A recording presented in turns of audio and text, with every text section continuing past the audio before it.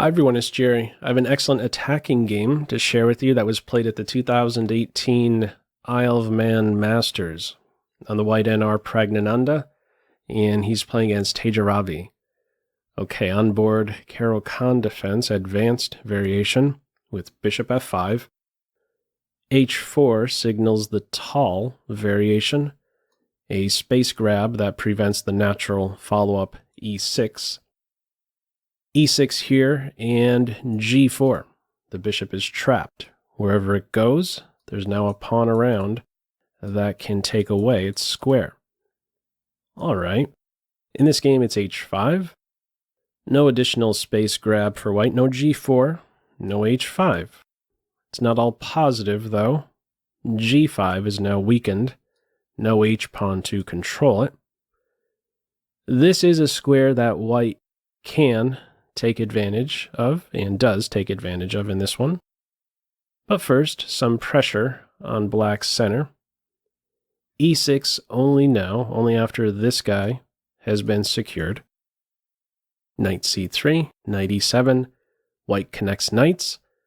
He has an eye on g3. It's usually not the most attractive square for a knight, but in this environment, within this structure, it is justified. A knight on g3 targets the bishop. Now that h5 is in, it coordinates on h5. And the e4 square can also open up, and does in this game right away, after d takes c4. Why is black giving the white knights the e4 square? Well, by capturing in this way, black also opens up a square for his pieces. The knight can hop in there. The king knight can hop in there, the queen knight as well. All right, bishop g6. White hops into the weakened g5 square. The pin is short-lived, and black targets the b pawn, frequently a poisoned pawn. Is it poison in this game? Praggnanandhaa basically says with his next move, yeah, it is. Go ahead and take the b pawn. Black does play in this way, and the computer is not thrilled about that. It prefers knight d7, knight f5, continuing to develop. Black goes for it, though. Picks up the b pawn. White continues now with knight to e4. So, before white played bishop takes c4, this is a position he had to have in mind. Now, this tactic that I'm going to be showing you, for these guys here at this level of play, it's just basics, but you have to see in this position, you have a good reply to queen b4 check. King is targeted, bishop is under fire. What would be the move here? Do we have to retreat the knight so that our bishop is defended directly? No, because this guy is defended indirectly. Bishop d2 is a fine reply here. Queen takes bishop would be met with knight d6. Okay. So, one little tactic there. Black is not going to allow that. White was, with knight e4 eyeing up, that weakest square in black's camp, and now it's under control by two minor pieces. Move 12 here is my favorite of the game. Here it goes. Castles. Rarely is that going to be a favorite move of mine, but that's the case in this one. Why? Well, it's because he had to see several moves deep and had to have a very sharp eye on this upcoming tactical shot. Let's see what that is. First of all, knight takes g3. What are we doing? Are we supposed to recapture with the knight or the pawn? Well, none of the above. In the game, it's rook b1. What happens, though, if you take with the knight or pawn? If you take with the pawn, you lose the knight, and you all of a sudden have to defend mate. If you take with the knight, well, there's queen c2, and we're going to be going to an ending very soon, which is probably not what white wants. White is still down a pawn here. You can't really avoid the queen exchange with this guy under fire. Okay, So he flicks in, after knight takes g3, he flicks in this in-between move, rook b1, kicking the queen to her only safe square on a3, and only now does he recapture on g3 with the pawn. He's giving up the knight in this position. Why? Well, notice white's last two moves, rook b1 and f takes g3, both have activated the white rooks. White had to see that when he castled, in this very position, he has a good move. What is it? Rook takes f7, not the only good move. The other capture on b7 is excellent, but rook takes on f7, a beautiful tactical shot. What's going on here? In the game, queen takes g3 is played. What's happening, though, if king takes rook? White can follow with rook b3, kicking the queen to one of the few safe squares. This is actually the only safe square for the queen. If you go to a4, you're asking for rook b7 check, and she's a goner.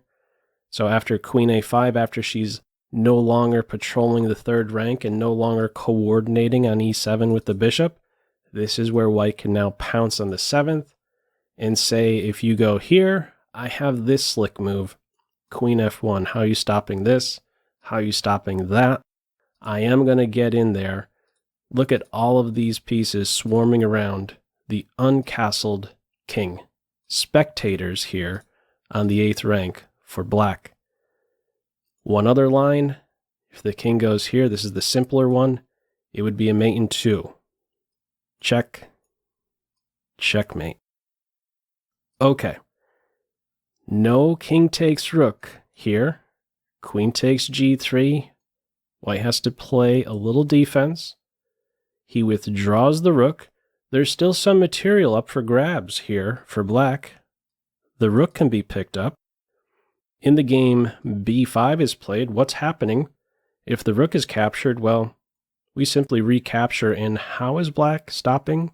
Queen takes b7 or queen g6, crushing attack. Queen gets to one of those two, rook gets to f7. White's attacking with every piece. Only one piece developed here for black. Okay, in the game, b5, attacking the bishop, cutting out the rook from getting to the 7th rank. And now a really nice move here, best move. White is not reacting to black's threat. He's saying, no, you will react to my threats. Queen e1. Clever move here. The queen is being a queen. A multi-purpose piece. She's eyeing up the unprotected bishop and the unprotected queen. He has in mind rook takes bishop check, and the queen can be lost. What's tried here? Bishop f5.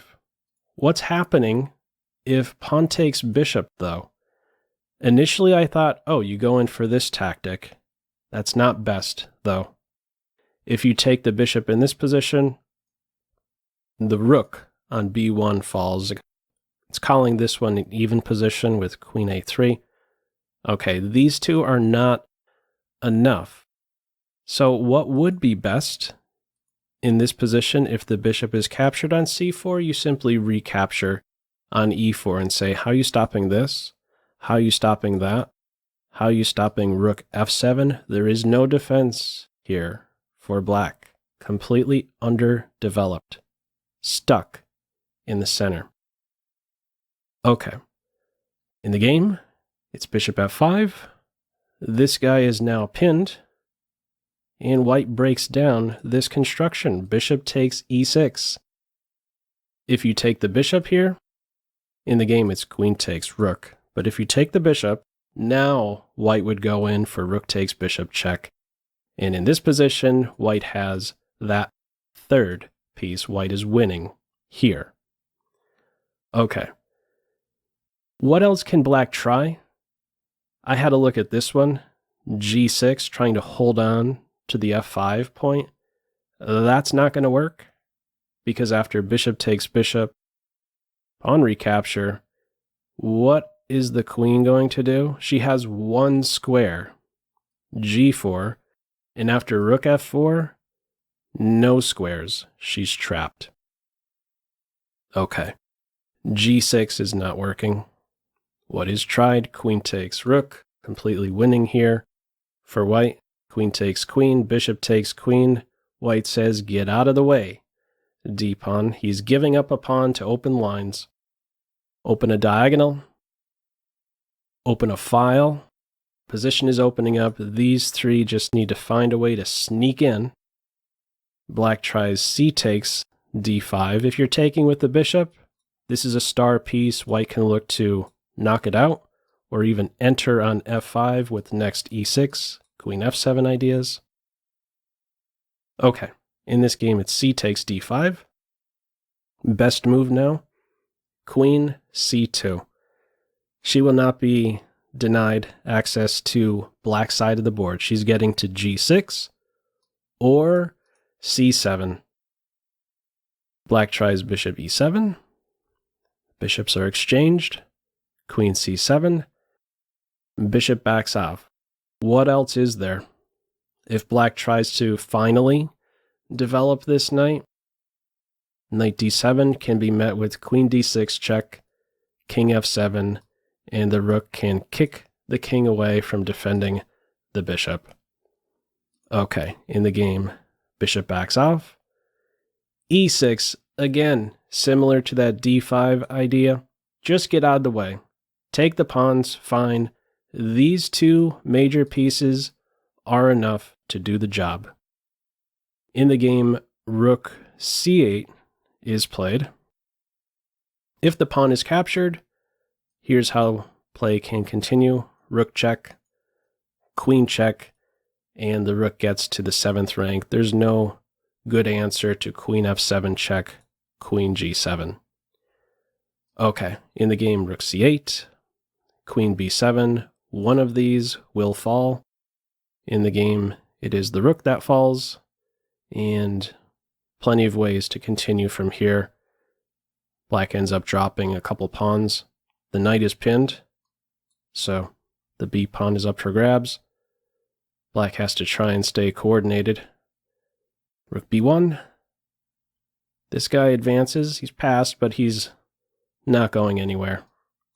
He's under control. Rook c1, king c7. He's out of one pin with that last move, but is now also in another one. So one basic final move here, one basic tactic. Queen takes a7, taking advantage of the pinned knight.